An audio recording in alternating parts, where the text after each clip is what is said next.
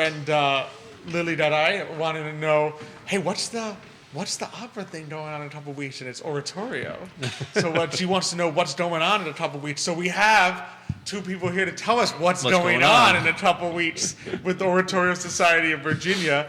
So we're really excited to welcome to the show this morning Christine Fairfield, the executive director, and Michael Slon, the music director from the Oratorio Society of Virginia. Christine, Michael, thanks so much for coming on this morning. Thank you. Yeah, good morning. Great to see you guys again. Same here, same And here. you guys say buenos dias. Buenos Buenos dias. dias. There you go. We're good. We're good here now. Perfect. But actually, I'm glad to be on today. I was a little jealous when you and Ben came on from Charlottesville Symphony, and I was singers out that. I was like, oh my goodness. That was a lot of fun. That we had a good time that That day. was a long one. That was an epic show. That's right.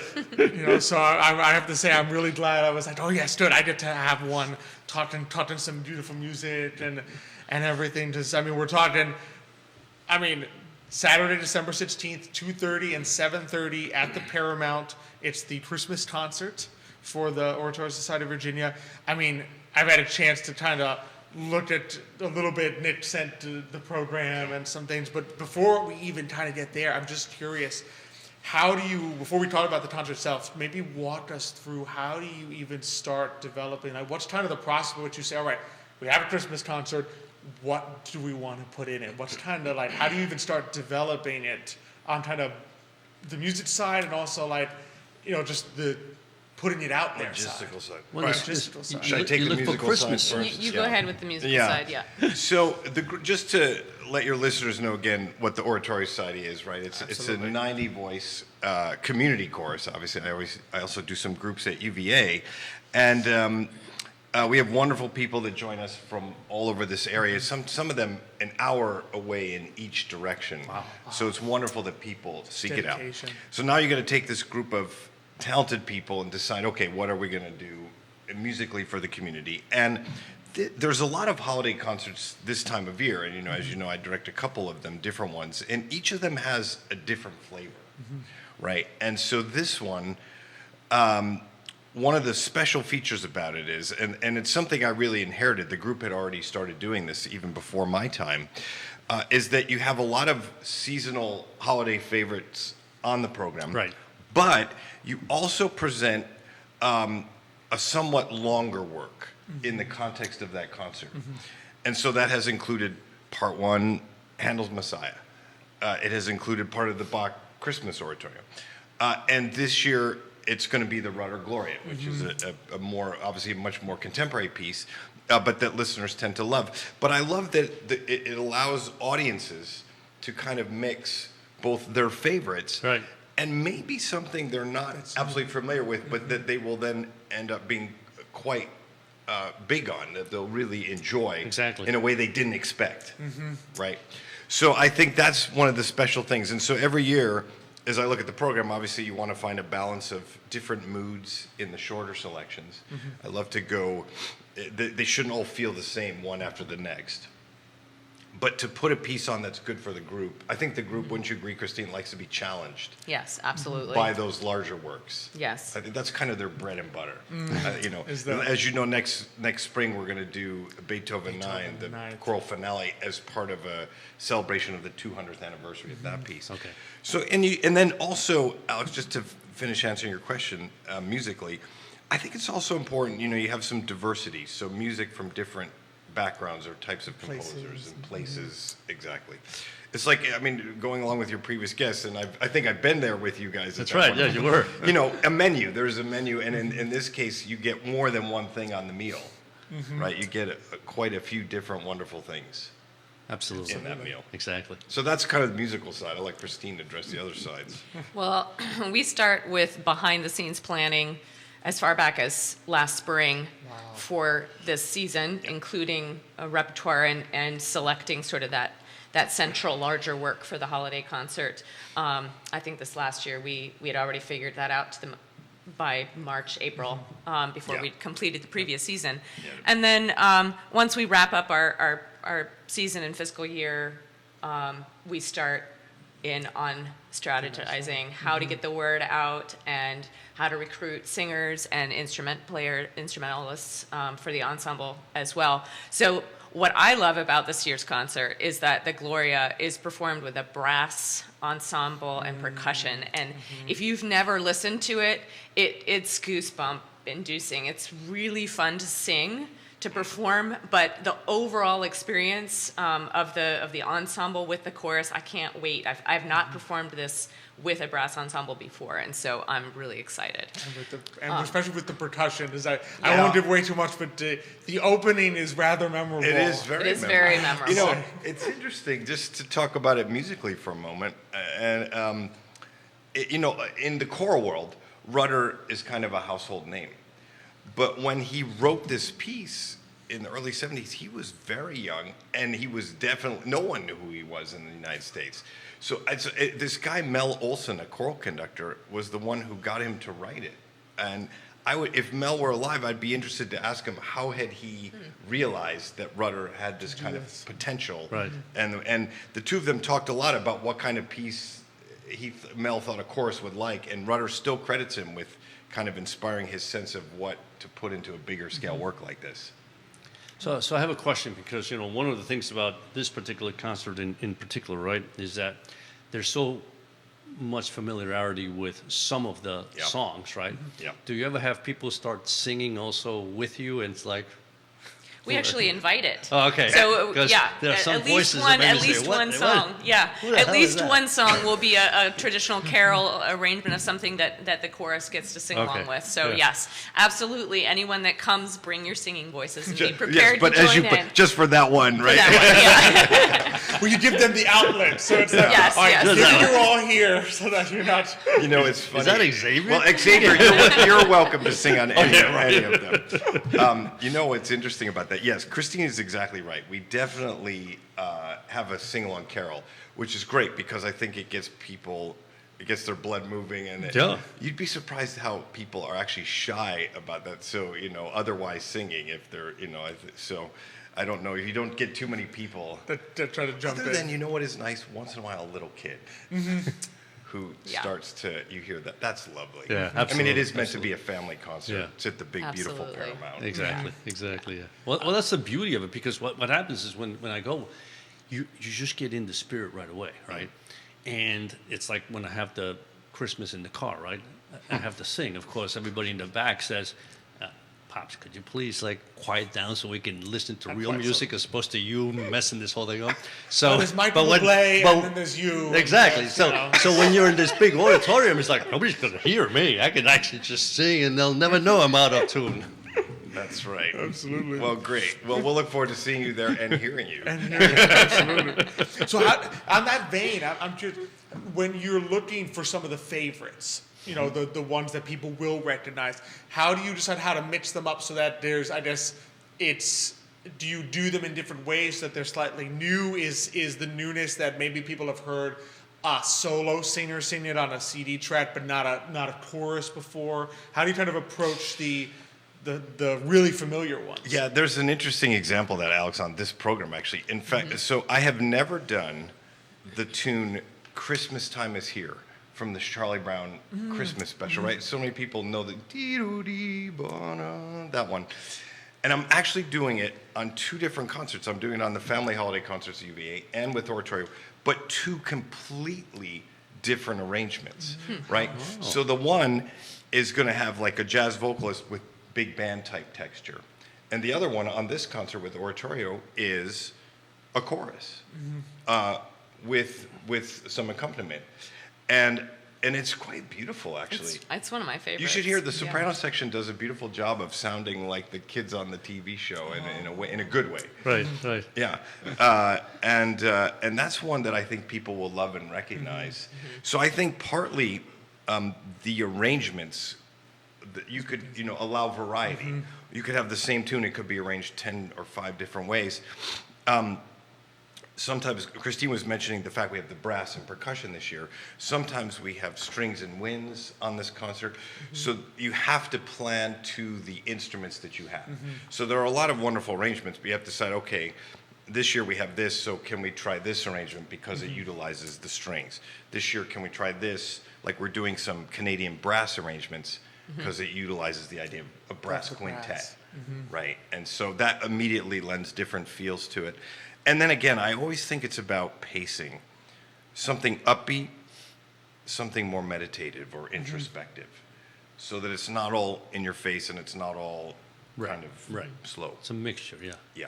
I have a favorite arrangement great. this year And I don't know of a what it is very till now. traditional tune. Everybody knows "Joy to the World."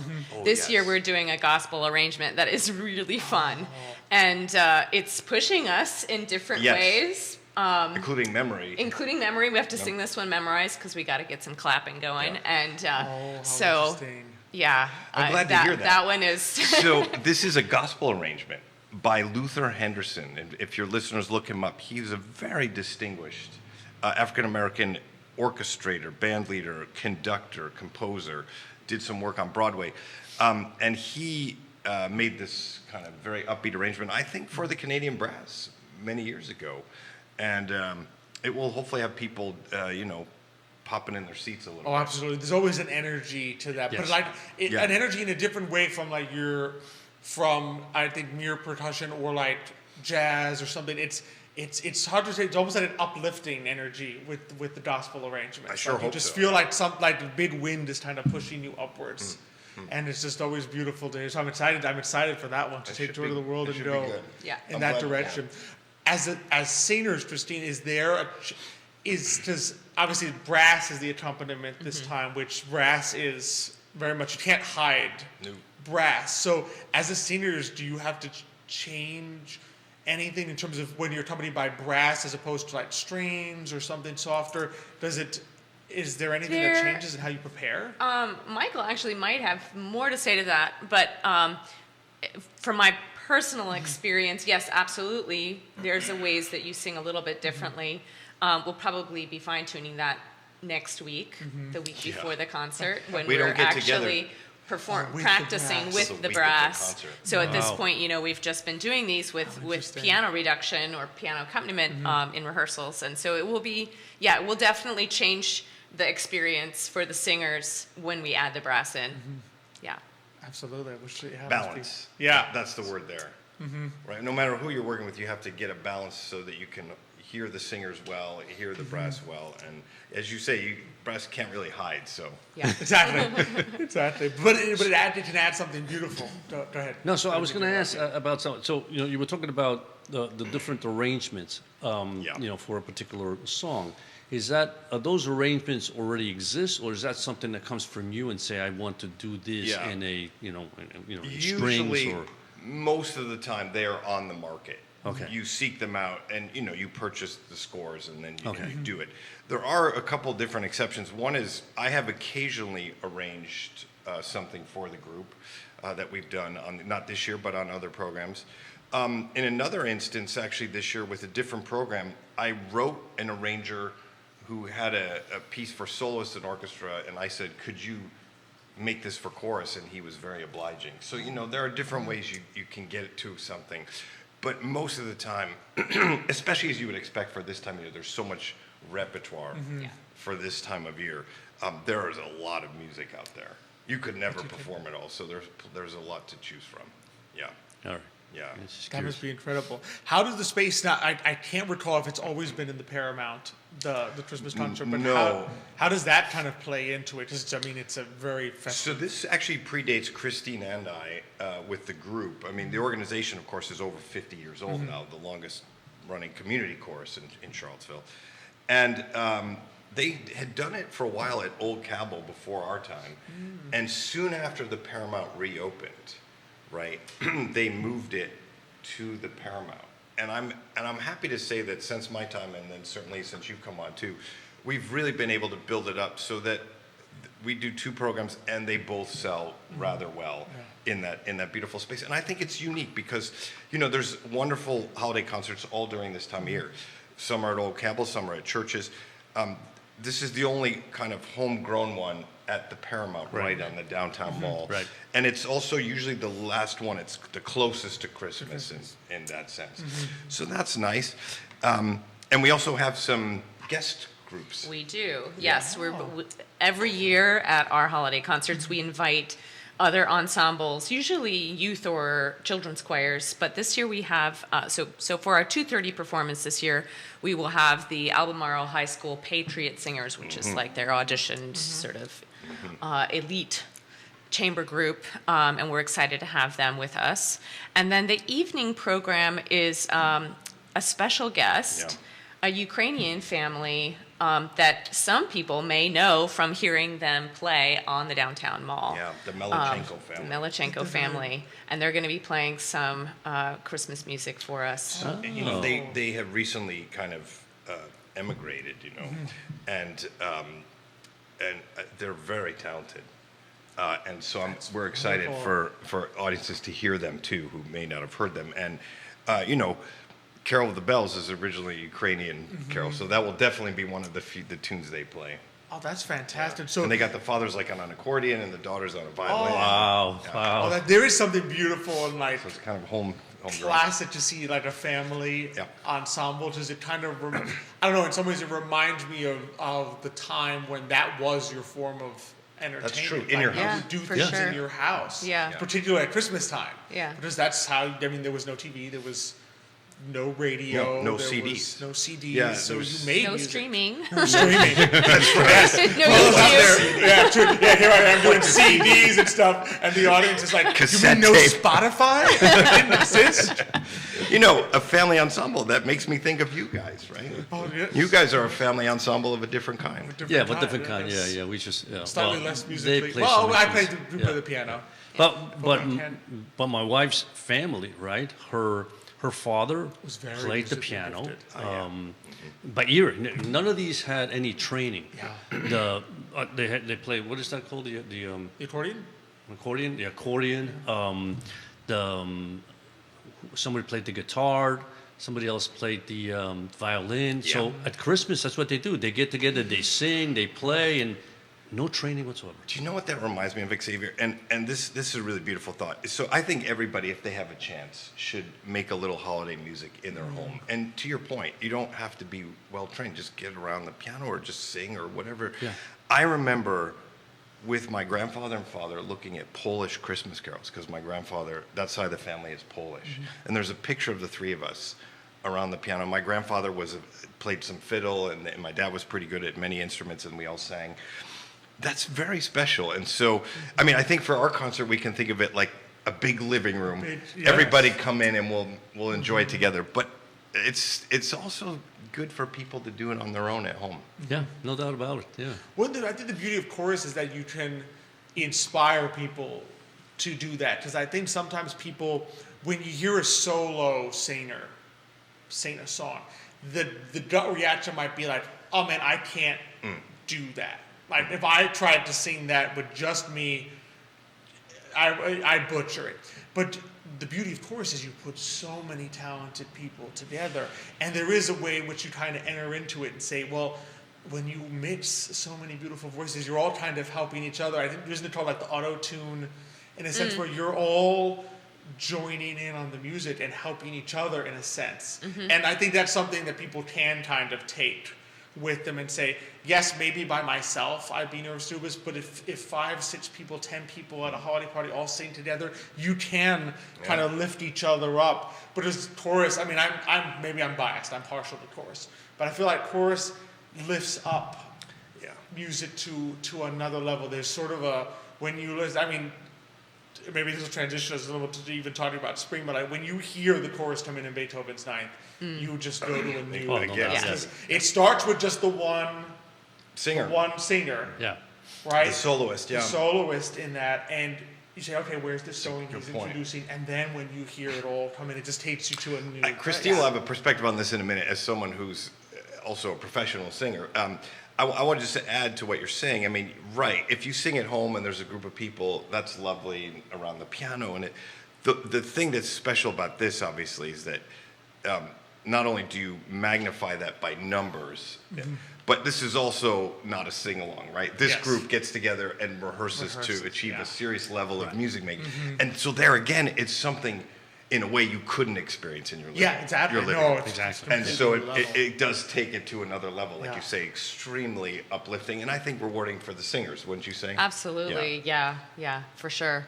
And I think for me personally, again, music is definitely a part of my family life, and growing up as well, and at holidays, and when my siblings come into town, there's still music making around the piano.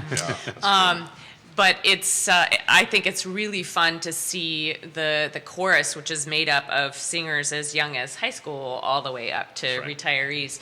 That number of people come together and create something of the caliber that we're able to do.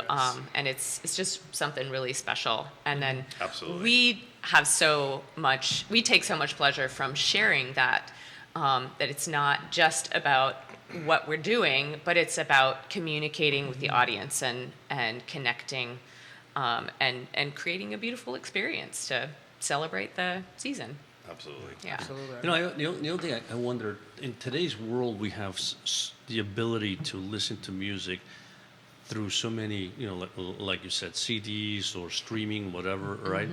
But I remember my parents used to work together, and they would always sing. I know they didn't have the radio on, you know, and we didn't have a player at that time, and there was no radio, but they would always sing. They'd have the different voices, you know, how one's got Harmony, harmony, yeah. Uh-huh. And I would always remember them singing, and the same thing in my family in Spain, they always would sing, right? But in today's world, I just get the feeling that it's so much easier just to, turn on your CD or, your headset or whatever it is that you're listening to, that maybe that little tradition, it begins to disappear unless you happen to be a family that just all of you Well, love hence music, why right? things like this opportunity are so beautiful, because there is Yeah. a difference Live with music. live Live music. music, 100%. yeah. It's Huge, one. I don't. huge. You could call it whatever you want. I know. I always the Berlioz used to call it the musical fluids that would go through people. He literally believed. Oh, Berlioz, yeah. Berlioz, that you would have musical fluids through it. I mean, I'd say probably vibrations is what he was getting at, but in his Yeah. day and age, he's like. the And he made a fluids lot of have fluid. vibrations. And he made it. And just you feel it, and especially with chorus. I mean, it's funny. I listen to it on in the car and stuff, Yeah. but there's always a sense of it just cannot capture. You cannot capture particularly chorus on a recording, live. because you can't capture, I think, the depth of, especially of so many talented voices today. That's one, I think, the best part of Oratorio Society. You're not talking 10 people, 15 people. You're talking a large It's a big chorus. chorus. Yeah. And there is a depth and a vibration there that you cannot get by listening to music over the. I mean, I love that you guys have the live stream option, but Yeah. listening to Spotify, No, you will not capture Yeah. these same pieces. You will not capture them and feel them the same way as you will by attending a live concert like this. For I sure. completely agree. Yeah. 100%, yeah. And listen, I just think it's like that in all music, in the sense of, like the symphonies, when you listen, Yeah. you're going to listen to a symphony live. Oh, it's It's a like different- you now that every single instrument you hear, just because I don't know if it's visually, you're looking around and you're hearing the instrument, as opposed to when you just listen it on, through whatever, modem you listen to, it's just so different. Yeah. And with the singers too, you can do that. It's beautiful because they're with such talent. I notice you often layer. Not everybody's singing the same tune. No, the there's whole many time. different And things you happening. it's beautiful when you're there to try to pick out and say, oh, I see what they're singing. I see they come in a little Yeah, yeah. late. Yeah. Like they're singing this tune, they're singing this, and there's a harmony being created. You can, even though that it's not like one person's playing a violin and one person's playing Yeah. a drum. You can tell they're doing two different things. Right, You right. can. Yeah. If you look carefully, that's part of the joy, I Yeah. think, for me of going is 100%. you can see all the different groups within the whole chorus Yeah. singing the different parts and Sure. coming together, and it's almost like it's a very interactive experience, even on the ones where you're not singing along. Yeah. It's still very interactive in the way Yeah. that it happens. Yeah. That's what's nice sometimes. I'll look at the conductor, right? And you can just see that he'll go. And Yeah. then all of a sudden you just see them come I in. And actually- it's wonderful because, It's so funny you mentioned that. I had a mentor once who we were, this was a conducting class, and he said, And this was not a cheap comment. He said, okay, this is really an audience cue. And what he meant was not that the conductor is showing off for the audience, anything like that, that it was about the music, but that by literally directing your attention toward a certain line in the texture, the audience, because of that visual component, will be drawn to hear it more clearly. That's right. Right? That's And that's exactly an what happens. interesting, which is all another way to say everybody should come to the Paramount on Absolutely. December Absolutely. 16th. And experience So it. we would love to have you and share Yeah, this person. music. Oh, it will be tremendous. Are there any others in the program that you're like, okay, people really need to know that this is in there? I'm really excited about this one. I like them all. So Jingle I like them all too. For those aficionados of more contemporary music, we will be singing a piece by Morton Lordson. Oh, yeah. Sure, on this shining night, which is just a gorgeous, Stunner. gorgeous piece, and an arrangement by Charles Ives, which I also almost never done. yeah. It's called A Christmas Carol, and it's very introspective. It's kind of asking questions about how do we perceive this season. It's quite nice. It's It really was originally a beautiful. solo song, and then it got arranged later for chorus. For chorus. Yeah.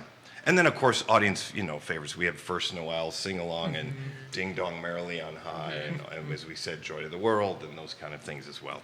All the beautiful ones. Little Tchaikovsky too. I think Oh, I might yes. have Yes, spotted the it there. Tchaikovsky. That was kind of funny. A choral arrangement Yeah. of Sugar Plum Fairy. I was about to say Tricky. that must be Tricky. that's going to be a lot of Yeah, fun. that'd be interesting. Yeah, that's right.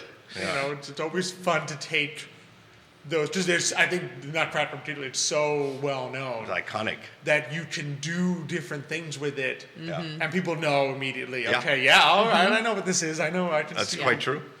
Yeah, it'll be fun. It's going to be fantastic. Again, this Saturday, December 16th. So you got a 2:30 showing And a 7. and a 7:30 showing, both at the Paramount. Both at Paramount. Great. How do we get tickets? Theparamount.net. So you can get tickets Easy. from their website or by calling their box office or visiting their box office during hours. Oh, it's going to be wonderful. Really encourage everyone to go. And then next year, I mean, we've got. Yeah. So keep your eyes peeled. I know the best place. Where would be the best place to kind of keep your eyes peeled for especially that For the Beethoven, spring season, yeah. Oratorio Society. So we have a .org. concert in March 9th, Saturday, March 9th, is a concert of music from the theater, so opera, operetta, Broadway. That's going to be really fun. And then our Beethoven concert on May 10th and May 12th. So- And more information on both of those can be found on our website, Yeah. oratoriosociety.org. Exactly. And tickets will be available on our website On for your both website. of those. Yeah. Okay. Beautiful. So keep your eyes peeled on oratoriosociety.org, and for right now, just go to paramount.net. Yes. And That's go right. ahead and get those tickets because, like Michael said, they sell Yeah. out. So do not And wait. it's, yeah, I mean, listen.